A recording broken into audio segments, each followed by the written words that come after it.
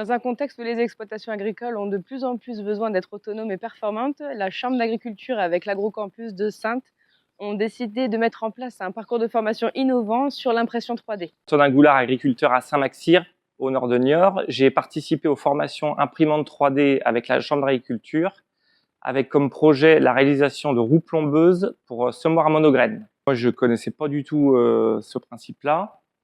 Je suis assez curieux de nature, donc quand j'ai su qu'il y avait la possibilité de faire cette formation-là, je me suis tout de suite engagé dedans. Bonjour à tous, bienvenue à l'Agrocampus de Saintes. Je vais aujourd'hui vous parler d'impression 3D en agriculture.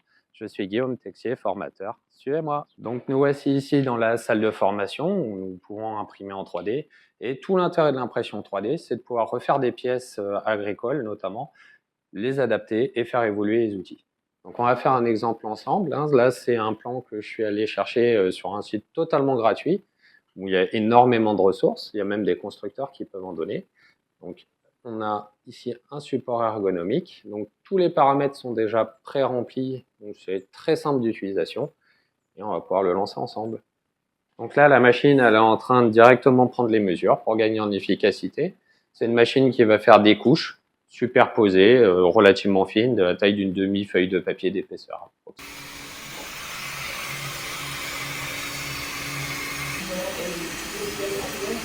Donc là, on est sur une imprimante qui est en entrée de gamme à peu près à 300 €. Et on imprime en dépôt de matière avec différents plastiques. Donc là, on voit qu'en moins de 10 minutes, on a quand même quelque chose qui a bien avancé.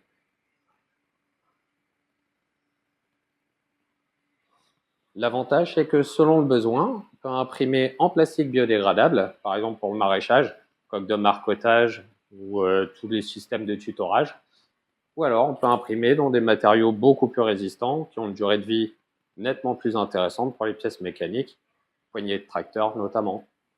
Donc, il nous aura fallu 20 minutes. La pièce est terminée et elle correspond aux paramètres qu'on a demandé. Donc à la fin de notre formation, on reste en contact sur WhatsApp pour pouvoir échanger et s'entraider. On peut se partager des plans et puis les corriger ensemble, il n'y a pas de souci. N'hésitez pas à venir nous voir et je serai ravi de vous recevoir dans une formation. Fort du succès des 2 premières sessions en 2024 et 2025 qui ont été remplies, nous relançons une session en novembre 2026. Si ça vous intéresse, inscrivez-vous auprès de notre assistante à Saintes.